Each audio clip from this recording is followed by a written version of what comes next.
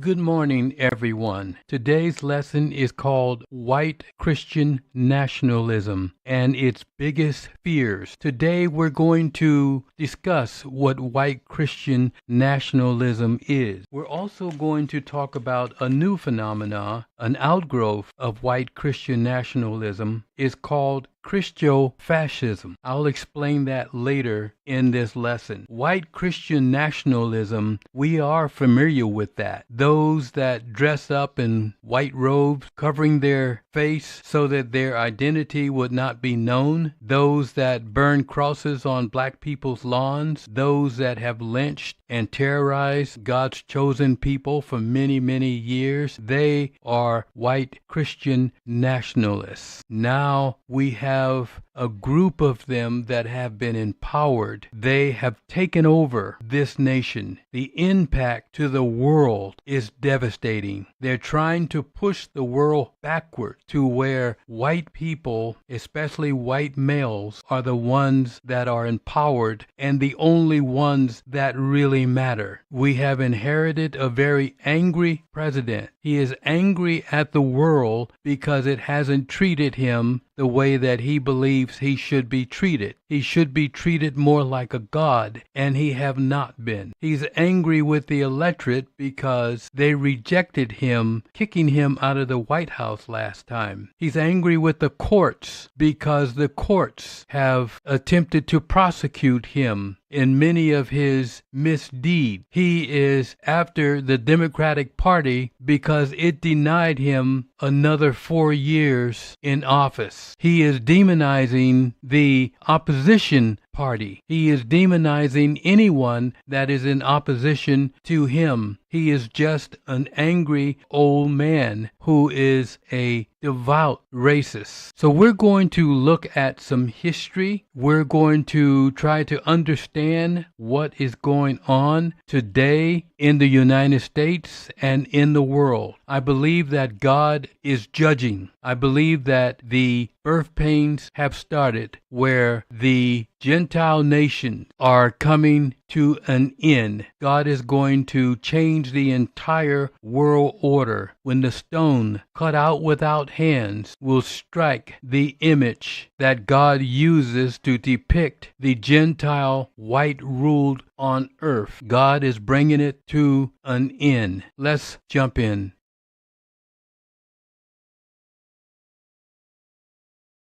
Spotlight on the Truth Mission Statement. Why is it important for God's chosen covenant peoples to know who they are? And why is it important for God's chosen people to know their true history? It is important for God's chosen people to know why they are hated by all nations. For example, Psalms 81 verses 13 to 15. 13. Oh, that my people would listen to me. Oh, that Israel would follow me, walking in my paths. 14. How quickly I would then subdue their enemies. How soon my hands would be upon their foes. 15. Those who hate the Lord would cringe before him, they would be doomed forever. 2 Chronicles 7:14-15. 14. Then if my people who are called by my name will humble themselves and pray and seek my face and turn from their wicked ways, I will hear from heaven and will forgive their sins and restore their land. We have 100% proof that the true Israelites are black. We now know why our identity was constantly changed throughout history. The curses of the book fit only one people on earth. Every single one has happened to us. There are no other people that has suffered the way we did and still do. In fact, it was the actions of other nations that made us suffer as it was foretold. The only difference is, the methods have evolved with time. The curses were everlasting to the seed of Israel as long as we remained in sin, going against our Creator and the laws He put in place for us. We are in the age of revelation. All things that have been hidden are now being revealed. We deal in truth, not ideology. See Deuteronomy 28. It is speaking to black people. Deuteronomy 7 verses 7-9. 7. The Lord did not set His heart on you and chose you because you were more numerous than other nations, for you were the smallest of all nations. 8. Rather, it was simply that the Lord loves you, and He was keeping the oath He had sworn to your ancestors. That is why the Lord rescued you with such a strong hand from your slavery and from the oppressive hand of Pharaoh, king of Egypt. Why is it important for God's chosen covenant peoples to know who they are? For example, the Egyptians were black. Proof: the Egyptians painted images of themselves on the walls of Egypt. All of them was black. They also painted images of the enslaved Israelites on the walls of Egypt, and they all were black. Joseph's brothers mistook him for an Egyptian. Why? Because the Egyptians and the Israelites looked the same. Both of them were black. Pharaoh's daughter made her father believe that black Moses was his grandson. When Moses went to Midian, the Midianites mistook Moses to be an Egyptian. The Apostle Paul was mistaken as an Egyptian by a Roman centurion. The Lord told Mary and Joseph to take the Messiah to Egypt to hide him among the black Egyptians. The Messiah describes himself as having black skin, red eyes and woolly hair. Truth matters. The Bible is the history book of God's chosen people who are black. This is the short answer. This is why black people are hated in all nations. Yeshua said that Jerusalem will be trampled down by the Gentiles until his second coming. Since Yeshua has not returned to earth yet, the Gentiles living in Jerusalem today claiming to be God's chosen people are imposters. Yeshua calls them the synagogue of Satan. See Revelation 2 verse 9 and Revelation 3 verse 9 and 10. Let's get into today's lesson.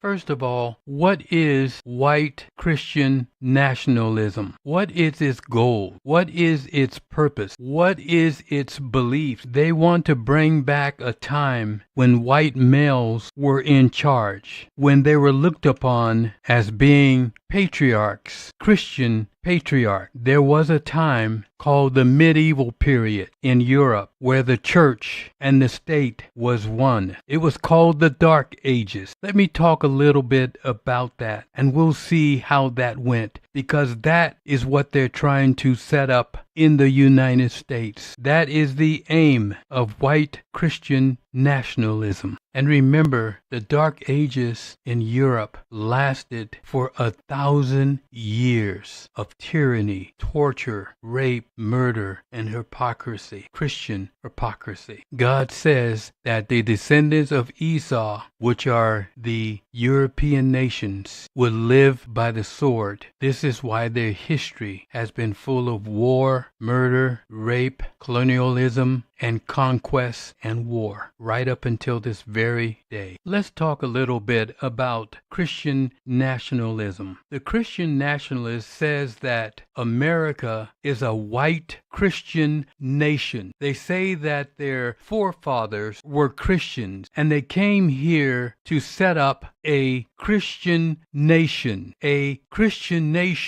that is based upon the supremacy of the white man. And when I say white man, I mean white males, not white males and female, and primarily for the white wealthy men of society. Keep in mind that the framers of our Constitution, our forefathers, if you will, the forefathers of the United States, they came as refugees, fleeing from an oppressive theocracy. We call this period of time the Dark Ages. The church was the state. There was no separation between church and state. It was a time of inquisitions. It's a time when people were forced to give allegiance to the church or be tortured and then burned alive at the stake. It was a cruel time. It was a time that they were forced, everyone was forced to bow the knee to the clergy of the church, especially the Pope. There was no freedom, only heartless, cruel subservience to what they call Christianity. Those that fled to America, what was in their mind when they wrote the Constitution, that we must make sure that this never is able to happen again. There must be a firewall between the church, religion, and the law of the land. They must forever be partitioned from one another. They knew of the dangers of a theocracy. So with that in mind, let me give you a few quotes from some of the founders of the United States of America. And you tell me, were they trying to build a Christian nation or not? And remember the atrocities that they did bring. They committed genocide, killing millions of indigenous Indians, stealing and taking land that did not belong to them, establishing a nation based on white supremacy and white superiority over all other ethnicities. It was also built on the backs of God's chosen people. Oh, they knew who they were. It was built on the Israelites. They went over to Africa and they brought them over by ships, by force, by the million. They cruelly treated them barbarically. They treated them like animals. Their lives never mattered to them at all. What they thought or felt did not matter to their oppressors. These people definitely did not have Christian values in mind when they enslaved God's chosen people, nor did they have any fear of God before their eyes in doing so. So with that, let me let you listen at a few of the quotes from our founding fathers of this evil nation. Thomas Jefferson, Christianity neither is, nor ever was a part of the common law. Christianity is the most perverted system that ever shone on men. Religions are all alike, founded upon fables and mythologies. John Adams, the government of the United States of America is not in any sense founded on the Christian religions. The United States is not a Christian nation any more than it is a Jewish or for a Mohammedan nation. Thomas Paine, whenever we read the obscene stories, the voluptuous debaucheries, the cruel and torturous executions, the unrelenting vindictiveness with which more than half the Bible's filled, it would be more consistent that we called it the word of a demon than the word of God. It has served to corrupt and brutalize mankind. James Madison, religion and government will both exist in greater purity the less they are mixed together. The purpose of separation of church and state is to keep forever from these stores the ceaseless strife that has soaked the soil of Europe with blood for centuries. The Dark Ages was also a time of ignorance in Europe, while the great dynasties in Africa thrived in knowledge. In fact, the Black Moors felt so sorry for the backwardness of Europe that they came and they introduced alcohol, soap, bathing, waste disposal units, etc. Listen at this next video. It will give you an idea of the backwardness of Europe at this time. There are those in our society that want to take us back to a time very similar to this. Look at this next video. This backwardness was enshrined in Christianity at that time. They had many beliefs that have become canonized in the church and then hoisted on the people, packaged as righteousness and holiness. God's people, the descendants of Abraham, Isaac, and Jacob, God told them in his law how they were to run running water over their hands and over their body, how they were to wash their cups and saucers and their eating utensils. He also taught them that they were to bury their dung and many other ceremonial cleansing exercises. But the Europeans did not have that information because God taught his chosen people these things. The most disgusting customs of the Middle Ages. Queen Isabella of Castile constantly boasted not only of being a warrior queen, but also of having taken only 2 baths in her entire life. 1 bath when she was born, and the other before her wedding. Weddings were held in June because May was the month when people bathed the most. This is where the idea of bouquets originated, so the bride wouldn't smell as bad. The fan was also used to prevent women from showing their decayed teeth and to avoid bad breath from reaching others. Hair was supposed to be as long as possible, and the oilier the better. Typically, tiaras and hats were also worn to hide lice and prevent them from falling into food. Back then, the more rotten and yellow your teeth were, the richer you were. This indicated that you had access to sugar, which was very expensive at that time. On top of all this, they believed that if a woman washed her intimate areas too much, it could cause infertility, so she had to live with that odor. Now let me show you what our forefathers who wrote the Constitution of the United States, why they were so down on Christianity. Remember, they were coming out of the Dark Ages. All of these things were very fresh on their mind. This is why they wrote the separation between church and state, that the church is never to establish a religion or embrace one religion over the other or restrict religion or freedom of religion or freedom of speech. Now we have a group of people in the United States trying to bring us back under a theocracy. Well, let me give you an idea of what a theocracy looks like, because we've been there before. If we do not learn our history and learn our lessons from our mistakes in history, we are bound to repeat them. Listen at this next series of videos, and it will educate you on 1,000 years of darkness in Europe. This darkness have proliferated around the world in one fashion or another. It is spread through the false religion of Christianity. And remember, Christianity is not the way of Yeshua HaMashiach. It is something that was created 325 years after the death of Yeshua. And it was created for political purposes. It was created to control the masses and to politically bring the European people in the Roman Empire together as one people, uniting them within the bounds of Christianity. It is based on white supremacy and the superiority of the Anglo race. Listen up. Subscribe for more hidden chapters of history. The Inquisition, a time when fear and suspicion ruled. But what was it really about? It began in the 12th century, led by the Catholic Church to root out heresy, but it quickly became infamous for its brutal methods. Torture chambers, secret trials, and relentless persecution.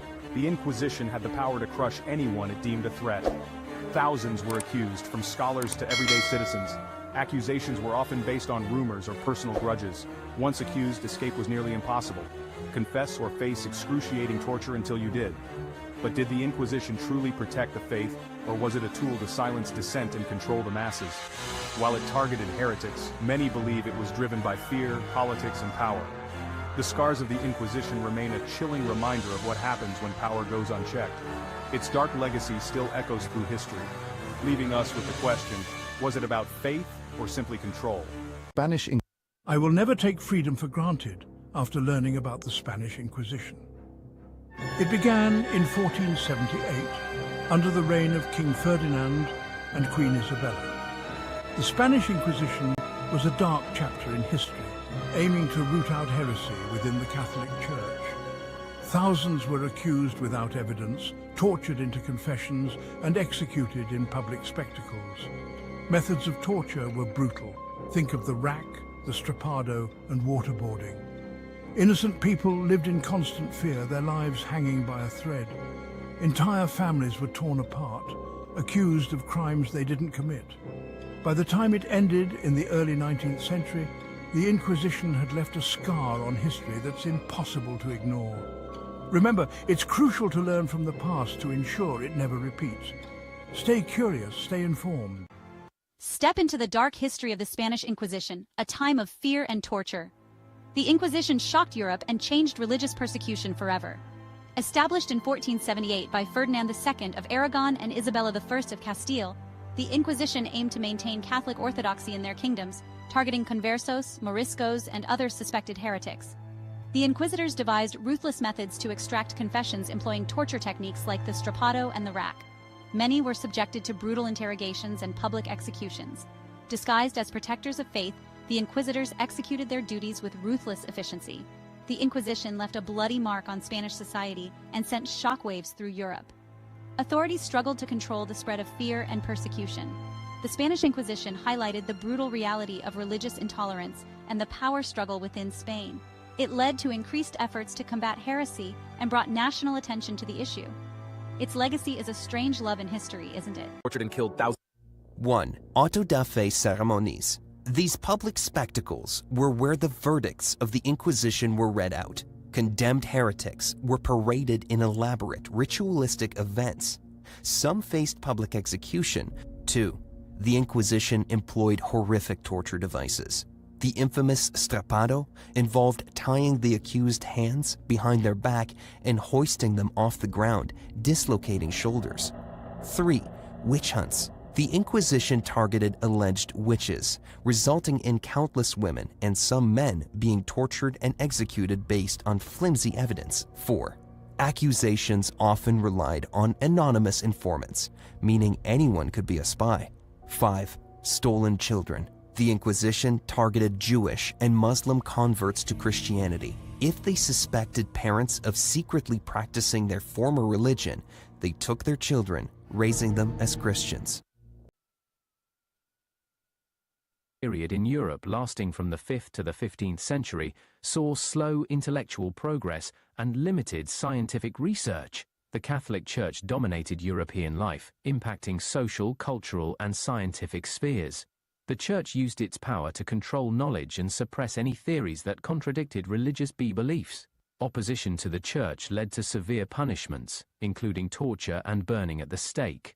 Galileo Galilei's support for the heliocentric theory led to his imprisonment by the Church. Any scientific theory conflicting with Church teachings was swiftly shut down. The Church banned research on human biology and physics, deeming it dangerous if it contradicted religious beliefs. Let me help you make sense of what is going on today with what we call the West. And when I say the West, I don't mean the Western Hemisphere. I mean the Anglo nations, which the Bible calls Babylon the Great. Let me give you a new word, Christo-fascism. That is an outgrowth of right-wing Christianity that is steeped in white supremacy. Listen at this next video very carefully. It will help you to understand where we are going and why we are going there. There is an ascendant religious group that I've been following. They believe that the United States is a Christian nation and that the Constitution is rooted in the Bible. And this group believes that Christians are called to take over the government and that Trump has been anointed by God to help them do that. Many people have told me that God spared my life for a reason. This minority of Christians has an outsized influence. They have proximity to power. They are going to be trying to accomplish a whole lot under the new Trump administration. We're going to protect Christianity, and I can say that. I don't have to be politically correct. Donald Trump is portraying himself as a religious savior. He says Election Day will be Christian Visibility Day.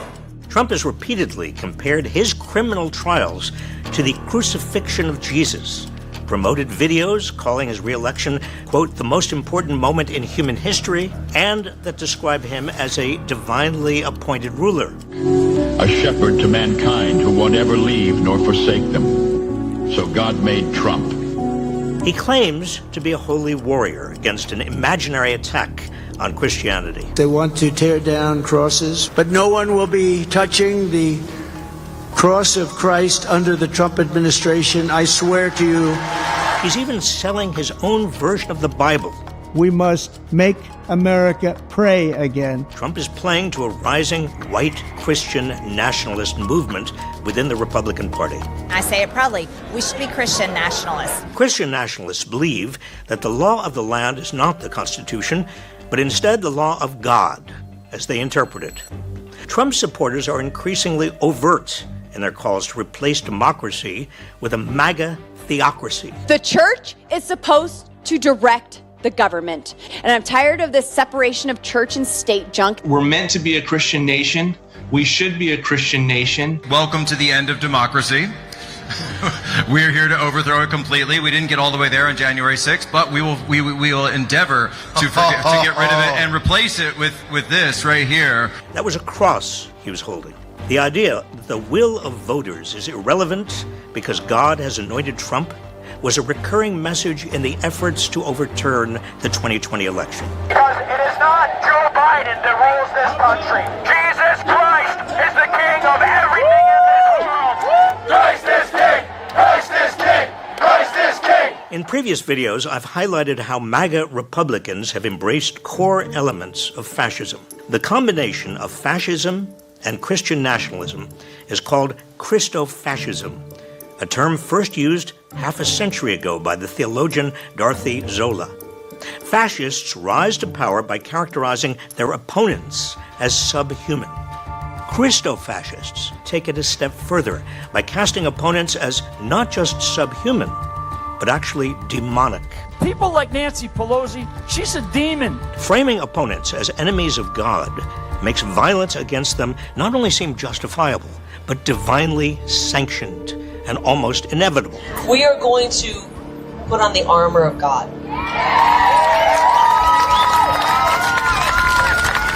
And maybe strap on a Glock on the side of us just in case. When we take power, they need to be given the death penalty. And these people that are suppressing the name Christ and suppressing Christianity, they must be absolutely annihilated when we take power. Christo-fascists want to strip away a wide range of rights Americans take for granted. Former Trump staffers involved in developing plans for a second Trump term have called for imposing biblical tests on immigration, overturning marriage equality, and restricting contraception. And MAGA-aligned judges are already setting their dogma ahead of the Constitution. In his concurring opinion on the case that declared frozen embryos are people, Alabama Supreme Court Chief Justice Tom Parker cited God more than 40 times and quoted the book of Genesis and other religious texts. Nothing could be more un-American than the Christian nationalist vision. So many of America's founders came here as refugees seeking religious freedom. The framers of the Constitution were adamant that religion had no role in our government. The words God, Jesus, and Christ don't appear anywhere in the Constitution. And the very first words of the Bill of Rights are a promise that, quote, Congress shall make no law respecting an establishment of religion or prohibiting the free exercise thereof. Christo-fascism, or any religion-based form of government, is a rejection of everything America has aspired to be. A secular, multiracial society whose inhabitants have come from everywhere, bound together by a faith in equal opportunity, democracy, and the rule of law. Beware. Theology is being undergirded by an old heresy with a new name called white Christian nationalism. I would say that white Christian nationalism is the single greatest threat to democracy in America. Let me say it again. I think the chief obstacle now to a multiracial democracy in this country is indeed white Christian nationalism. It's also the greatest threat to the integrity of the Christian witness. But I would say, whether you have faith or no faith at all, this is important to all of us, no matter who we are. So the very moment, as we speak tonight, white Christian nationalists are working to disempower black and brown Americans through an age-old tactic called voter suppression. I'm on calls every day. Early voting has started, and so has voter suppression all over the country. In states across the country right now, trained activists and even armed vigilantes are planning to aggressively challenge, that's their word, challenge and interrogate voters in poor, black, and brown neighborhoods. Why? Because they're not the right kind of Americans. Why? Because they're not white Americans. So this isn't just an academic subject, it's on the ground as we speak, leading up to these midterm elections. In the words of retired General Michael Flynn, a MAGA Republican who served in the Trump administration, and now is a leader in the white Christian nationalist movement, the people whose votes they're trying to suppress, he says, walk like us, talk like us, but they do not want what we want. So what do white Christian nationalists want, and how can we prevent them from getting what they want? These are topics for tonight's conversation, and how to win people back and win people over. Every movement, I often say, needs to know who they can persuade and who they can defeat. White Christian nationalism is, I would say, a slippery concept. in part because their beliefs and actions often seem so contradictory. Like they're Christians, but they seem to condone violence sometimes. So there's contradictions here. So help us understand this. I think the name white Christian nationalism spells its heresy. The name spells the heresy. So how is it white, how Christian, and how nationalistic? So how is it white, how is it Christian, how is it nationalist? So I actually think white Christian nationalism is best understood as at least three things. We could talk about it three different things. First, it is an ideology that idealizes and advocates a fusion of American civic life with a very particular kind of Christianity. And that is a Christianity that isn't characterized by, say, giving my life to Jesus or wanting to be a good disciple, but it is about white Christian ethnoculture. A desire that traditionalist Christian subculture that characterizes people like us, that we have been in charge and that we are the rightful rulers, and our culture should hold sway and should be institutionalized in American political life. It is also a political strategy, and increasingly a political strategy that is leveraged by people who don't necessarily have to believe the ideology. So, for example, a good example of this is Trump. Trump, I think it's fair to say, I don't mean to be hypercritical, but I think it's fair to say that Trump probably doesn't believe much of anything other than, he believes in winning, he believes in his own influence, and yet he is more than willing to leverage white Christian nationalist rhetoric to be able to mobilize those audiences who do believe that. And lastly, we are seeing white Christian nationalism is increasingly becoming an identity in and of itself. It's increasingly being something that people are now embracing as a name. As a term, and calling themselves Christian nationalists. Now, why is it white? Let me make sure I'm clear about that. Oftentimes, we find in our surveys that people of color affirm our questions that we ask about Christian nationalist ideology. They affirm those statements with the same regularity that white Americans do. It's not just a white thing. But we find consistently that when white Americans tick the box on these kinds of ideology, these kinds of beliefs, that America is a Christian nation, we should institutionalize it as such, that we should get back to our Christian heritage, Christian values, no separation of church and state, those kinds of things. It means something fundamentally different for white Americans than it does for people of color, especially African Americans. For white Americans, it seems to connect with this idea of nostalgia for an earlier time where the right people were in charge, where the right cultural values held sway. When African Americans affirm those same kinds of questions, it does not seem to indicate that they want to go back to an earlier time where the right people were in charge or have those values held sway. It is more aspirational. It seems to evoke the idea that America should have been a nation that valued justice, that valued equality, but never quite became that. And so what makes it white? It seems to be, this ideology at least, it seems to be organized, this idea that America is founded by and for people who are shaped by white Christian ethnoculture. Mm-hmm.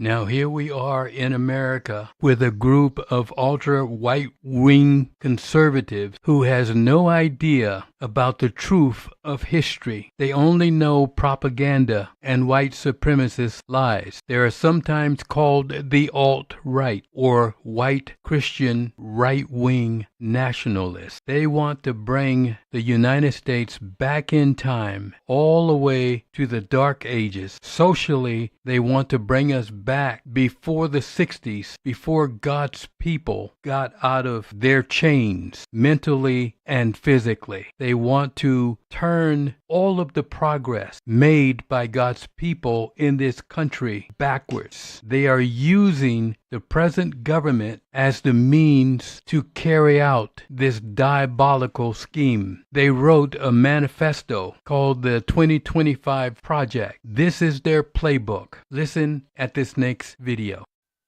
That adheres to a literal interpretation of the Bible and enacts a strict code of conduct for its church members. White Christian nationalists are a group of people who believe that the United States was founded as a Christian nation and has been ordained by God to be a central force on earth. And like the Israelites, they came to America and took land that was rightfully theirs from the natives. That white people got here first and therefore deserve rights that other people, especially non-white immigrants, don't. And that it is their divine right and duty to fight, as Jesus did in the the book of Revelation, ultimately battling in a bloody holy war against the treacherous forces of the Antichrist to take back the United States. Many white Christian nationalists are evangelicals, but not all evangelicals are white Christian nationalists, and not all white Christian nationalists are evangelicals. White Christian nationalism has been around for centuries. It allowed the Puritans to sleep at night as they stole land from natives. It allowed slaveholders to sleep at night, believing that owning humans was their divine right, and so on. But it's impossible to unpack the role that white Christian nationalism has played in this country without first unpacking the role that religion has played in this country, especially the role of religion in politics and government. Because this thing goes from the shanties in Appalachia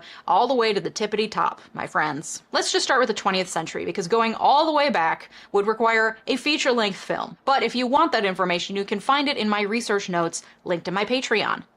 As immigrants flocked to the U.S. during the turn of the 20th century, urban slums proliferated, promoting the use of sweatshops and creating poverty, disease, and overcrowding for immigrants. A group of Christians known as the Social Gospel Movement determined that the best way to change this would be to put their religious beliefs into practice and take it upon themselves to right society's wrongs. Around the same time, the temperance movement was championed in the late 1800s by evangelical Protestant reformers, especially women. The Women's Christian Temperance Union was formed in 1874. Galvanizing women around alcoholism as a family issue and uniting women across class and race. Their dreams came to fruition 50 years later through the passage of the 18th Amendment in 1920, which prohibited the sale, manufacture, and transport of alcohol, except, importantly, for churches, of course. The 1920s also saw the popularization of the radio, and you know evangelists were quick to adopt that technology. Sister Amy McPherson was the first conservative Christian celebrity. Using the newly popularized radio, Sister Amy basically invented the concept of televangelism and ushered in the age of the megachurch. Other popular Christian radio personalities at the time included Billy Sunday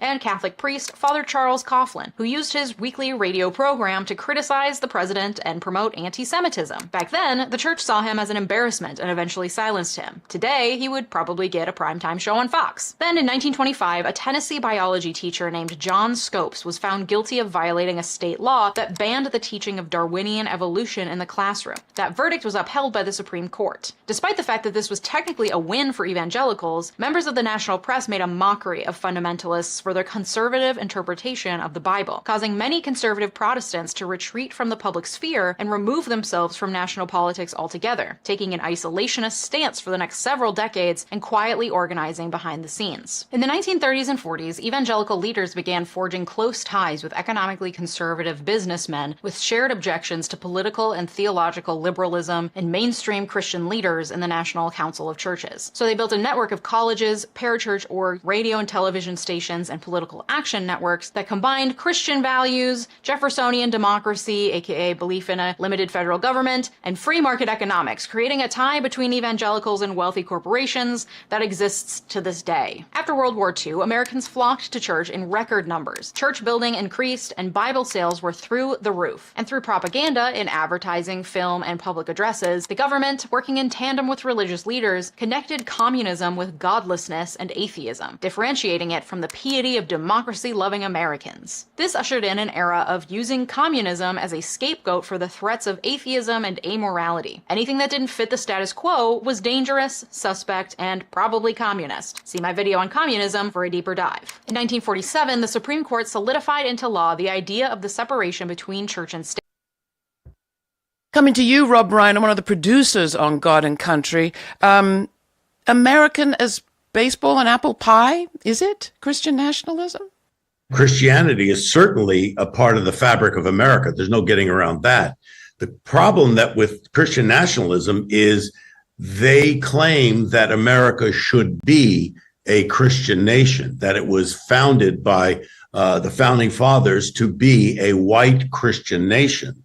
And we know, based on our Constitution and how it was written, very clearly there is a separation of church and state. The problem is to say that Christian nationalism, this, which is a political movement, it's not a religious movement, it's a political movement, that should be tied into what is American, is a little misleading. If you were to summarize, what makes Christian nationalism of today different from perhaps the conservative religious movements we've known in the past? The current Christian nationalist movement, which, as Rob said, is a political movement, it is not a faith, has become the dominant form, the dominant expression of Christianity in America. That's what's really scary. And you pointed out in your intro that it represents a danger not just to American democracy because of the ways in which they can use both democratic and anti-democratic means to try to implement this Christian agenda into law, but also the danger that it represents to the church itself because of the ways that it's co-opting the idea of what Christianity is about and undermining the central tenets of the faith. We have experts in the film, very conservative Christian, devout Christians, leaders, thinkers, pastors, who talk specifically about how this movement is completely antithetical to the teachings of Jesus. And that's really what is what you have to focus in on, because the idea that you could promote a political agenda in the name of God, and that would give you permission to resort to any means to get what you want, up to and including violence, which we saw on January 6th, is completely antithetical to the teachings of Jesus, which is love thy neighbor, do unto others, and so on. On January 6th, 2021, the mobs of Trump supporters swarming the Capitol building, breaking through police barriers, smashing windows, and eventually breaching the Senate chamber weren't just chanting Trump's name. And they weren't there because they just agreed with Trump's politics and thought he would be a better president than Biden. The crowds that day were there on a mission. To them, the mission was to save the United States of America. Not from 4 years of a Democratic president, but from a biblical fall from grace. For many in the crowd that day, their presence at the insurrection was the fulfillment of their divine right, a fight against further persecution of their people, and a holy war ordained by God himself. They waved flags and signs that said Jesus saves. They erected a giant cross next to gallows. When they broke into the Senate chambers, they bowed their heads in prayer. To ignore the role religion and specifically white Christian nationalism played in the January 6th insurrection would be to ignore a burgeoning threat to U.S. democracy that wasn't an isolated incident on that day. It's a threat that's been brewing for centuries, made more powerful by a perfect storm of far-right fear-mongering, internet communities, an influx of immigrants, BLM demonstrations, and a country that is no longer as Christian or as white as it once was, posing a perceived existential threat for those who believe in the United States as a white Christian nation ordained by God. Where did this idea come from, and how did we get here? How is this fringe idea suddenly mainstream? What role does religion play in a country where there's supposed to be a wall between church and state? And is democracy really at stake here? When I set out to find answers to these questions, what I found was complicated, with deep roots in our history as a nation, and only made worse by the current problems this country is facing. This is how the religious right ruined everything.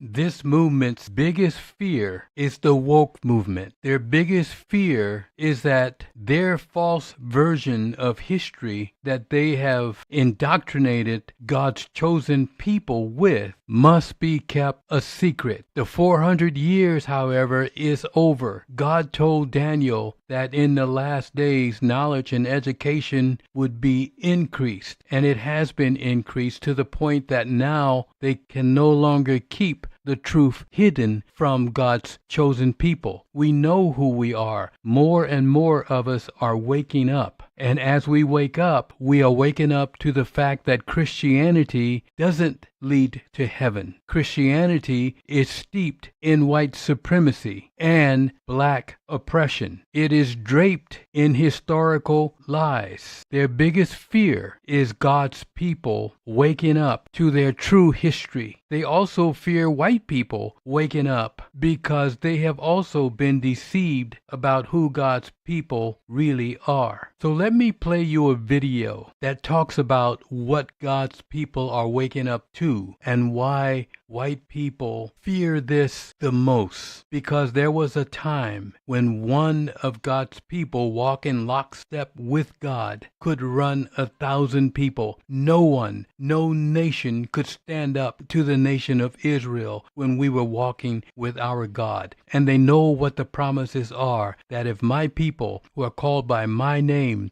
should humble themselves and call on my name, then I will destroy your oppressors. I will destroy destroy your enemies. So they must do everything they can to keep us from waking up. They must do everything they can to stay in power, because that is the only way they can keep us asleep, keeping our minds chained so we won't seek the truth, that we will accept their historical lies, that we will believe that those Europeans that are occupying Israel at this time are the true Israelites. Therefore, we cannot be the true Israelites. But we're waking up to the truth because we have the tools to wake up. And it is time. It is God's time for his people to wake up. Listen at this last video, and I will close with this, and we will pick up here next week. There is a lot more to talk about on this subject, but I want to play a video by Billy Graham that talk about black people and their history, their true history. Yes, they know who we are. So take a good listen to this last video. It's about 20 minutes long, but it's worth the investment of time. Listen up, and I will see you next week. May God richly bless each and every one. Shalom. Listen at this next video.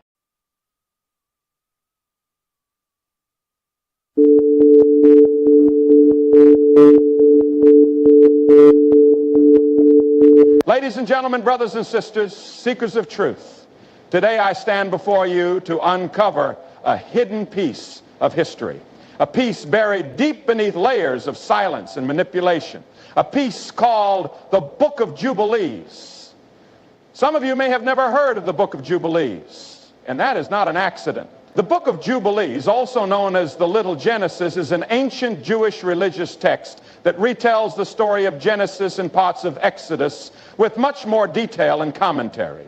Written around the 2nd century BCE, the Book of Jubilees presents a chronological, priestly interpretation of biblical history, organized according to Jubilees periods of 49 years, 7 cycles of 7 years. Unlike the regular book of Genesis, which provides a more general narrative of the creation, the patriarchs, and the early history of Israel, Jubilees breaks these events down with precise timelines, laws, and moral lessons, offering a structured and expanded version of biblical story. One of the unique aspects of Jubilees is that it claims to be a revelation given to Moses by angels on Mount Sinai, in which the angels explain to Moses the history of creation and God's dealings with humanity. It presents itself not as a human written book, but as a divine record, giving it significant weight in ancient religious thought. After the flood, Jubilees describes how Noah divided the entire world among his 3 sons, Shem, Ham, and Japheth, assigning them specific territory. According to this division, the land of Ham included Africa and parts of Asia, including what would later be known as Egypt and Ethiopia. This division is essential because it establishes a historical and divine claim of certain people to specific lands, challenging later colonial narratives. The Book of Jubilees emphasizes strict adherence to the laws of God, including the observance of the Sabbath, dietary laws, circumcision, and festivals. Many of these laws align with Torah commandments, but are often presented with additional detail, showing a deep concern for maintaining holiness and separation from corrupt nations. Jubilees introduces the role of angels and heavenly beings, expanding on stories only hinted at in Genesis, such as the Watchers, fallen angels, who took human wives and led to the birth of giants, Nephilim. These elements give insight into ancient beliefs about spiritual warfare and divine justice. A central theme is God's covenant with Abraham, Isaac, and Jacob, and the promise that their descendants, the Israelites, would be his chosen people. But it also warns that disobedience would lead to exile and suffering. The Book of Jubilees is one of the most powerful and controversial ancient texts, and for good reason. Although once respected and preserved among certain Jewish and early Christian communities, it was ultimately banned and excluded from the biblical canon that most of the world recognizes today. But why would such an important book, rich in historical, spiritual, and prophetic content, be rejected and suppressed? The reasons are deep. involving religious, political, and racial implications that challenge those in power. First, the Book of Jubilees gave great authority to specific laws and customs that religious leaders of later generations wanted to move away from. For example, Jubilees emphasizes the strict observance of the Sabbath, festivals, and purity laws, in some cases even more rigidly than the Torah. After the destruction of the Second Temple in 70 CE, Rabbinic Judaism began to evolve, and many leaders wanted to reinterpret or relax certain laws to adapt to new realities of Jewish life in exile. Furthermore, Jubilee's portrayal of angels, heavenly tablets, and divine revelation given directly to Moses challenged the growing rabbinic system that emphasized human interpretation of the Torah. To accept Jubilees would be to accept that there was secret angelic knowledge not accessible to ordinary scholars, thus undermining the authority of rabbinic teachers and later Christian bishops. Secondly, the Book of Jubilees describes how the earth was divided among the sons of Noah, Shem, Ham, and Japheth, with each receiving specific territories according to Jubilees. The descendants of Ham were given the regions of Africa and parts of Asia. If widely known and accepted, this division would affirm the rights of African peoples, Ham's descendants, to their own lands and identity, challenging later colonialist narratives that claimed these lands could be discovered or conquered. During the rise of European colonialism and the transatlantic slave trade, justifying the enslavement and oppression of black people required erasing or distorting their history. The Book of Jubilees, with its clear assignment of Africa to Ham and acknowledgement of a divine inheritance, directly opposed those oppressive ideologies. Rulers and church authorities feared that such texts would empower black people to reclaim their spiritual and historical identity, leading to resistance against slavery and colonial domination. Additionally, the Book of Jubilees preserves details about ancient peoples and events that could disrupt the whitewash version of biblical history promoted in Europe and other parts of the world. It ties African and Middle Eastern peoples directly to biblical covenants and promises, implying that God's chosen people included darker-skinned descendants of Ham and Shem.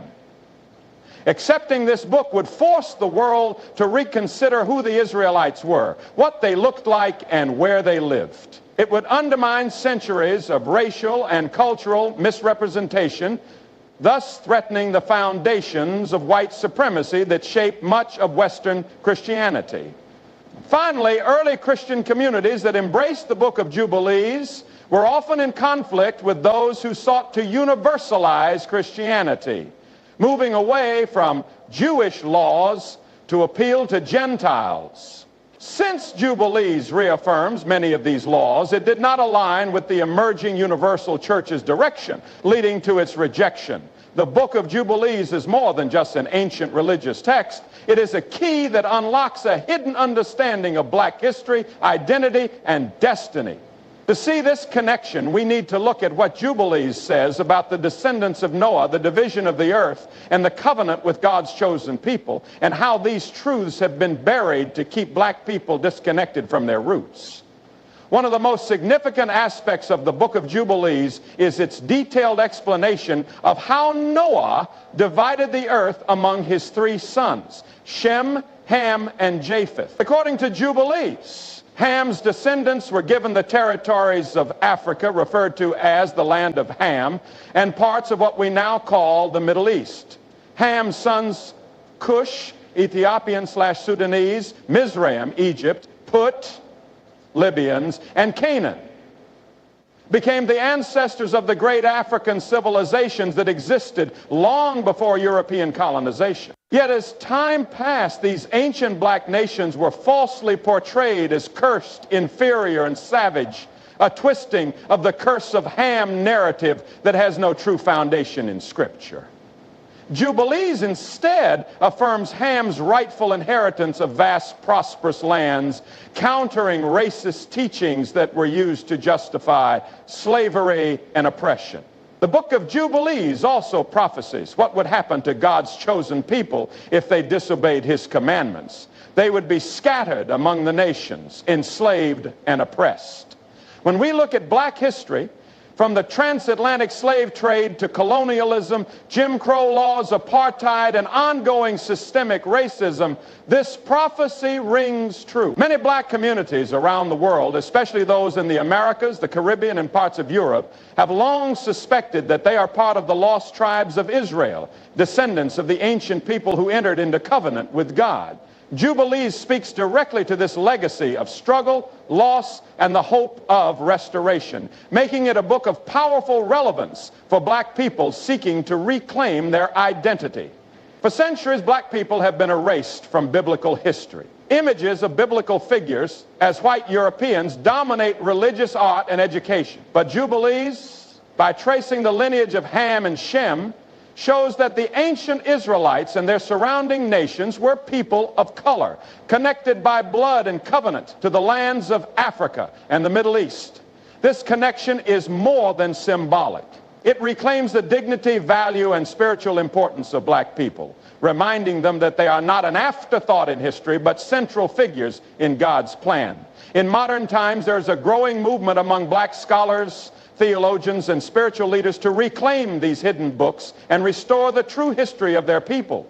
The book of Jubilees is being revisited as a source of strength and knowledge, offering hope and identity to a people long cut off from their heritage. One of the most profound and empowering truths revealed in the book of Jubilees is its clear affirmation that Africa was divinely given to Ham and his descendants. This is not a myth or legend, but a historical and spiritual account of how after the great flood, Noah divided the earth among his three sons, Shem, Ham, and Japheth, granting each of them and their descendants a specific and everlasting inheritance. The book of Jubilees records that Ham, the father of black nations, was given the lands of Africa and surrounding regions, a vast and rich inheritance that was intended for his lineage forever.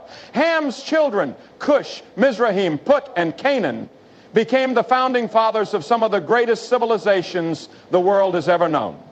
Cush is the forefather of the Ethiopians, Mizraim of the Egyptians, Put of the Libyans, and Canaan of the Canaanites. These names are not just ancient relics. They are direct ties to the powerful, advanced, and sophisticated African societies that built pyramids, established mighty kingdoms, and led the world in knowledge, science, and culture. This undeniable connection recorded in the book of Jubilees places black people at the center of biblical history, not on the margins where later narratives sought to push them. However, through centuries of colonization, slavery, and deliberate historical revision, this truth was buried, the narrative was twisted, and a false doctrine, the so-called curse of Ham, was spread to justify the enslavement and dehumanization of black people.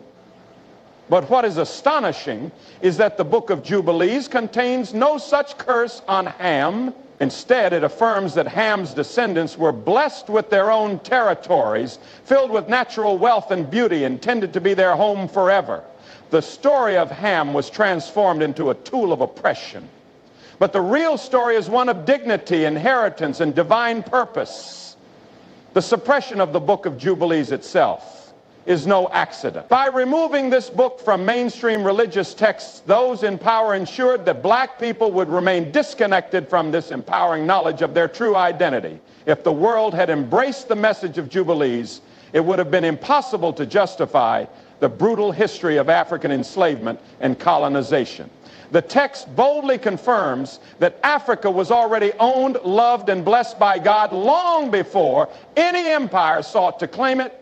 The book's message strikes at the very heart of colonialism, exposing it as a violation of divine order and a theft of God-given lands. Recognizing this truth today is essential for restoring a lost heritage. For people of African descent, the book of Jubilees is a key to unlocking a buried identity.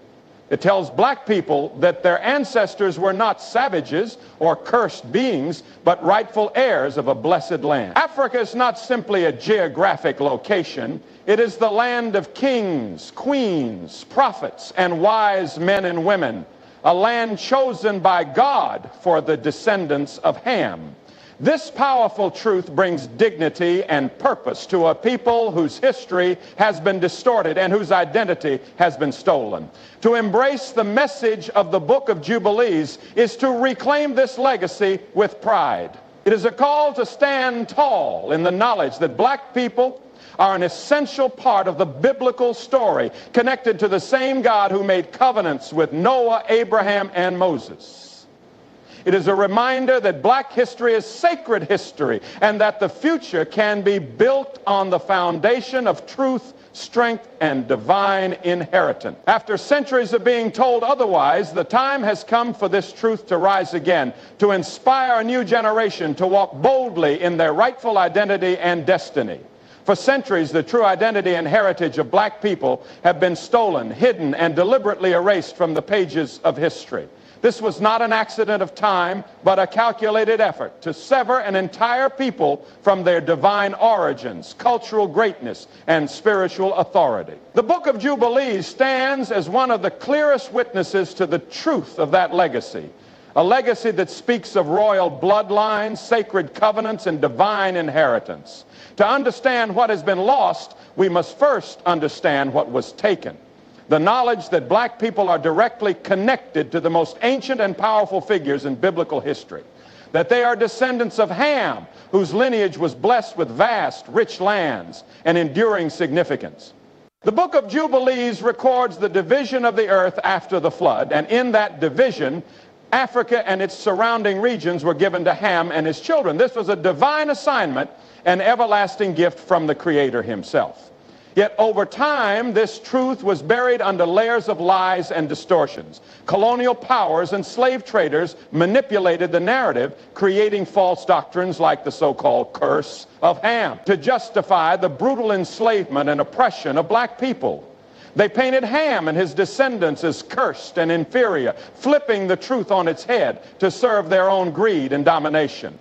What was once a story of inheritance and blessing was twisted into a weapon of shame and control. The erasure of this legacy was not only physical through the chains of slavery and the destruction of African civilizations, but also spiritual and mental, stripping away the knowledge of self, of identity, of divine purpose. By removing books like Jubilees from the public's hands, by limiting the canon to suit their agenda, they ensured that black people would be cut off from the knowledge of their ancient greatness and connection to God. They would be cut off from knowing that their ancestors built mighty nations, led with wisdom, and were chosen to inhabit some of the most resource-rich lands on earth. This disconnection has left deep wounds that still affect generations today, a loss of identity, pride, and unity.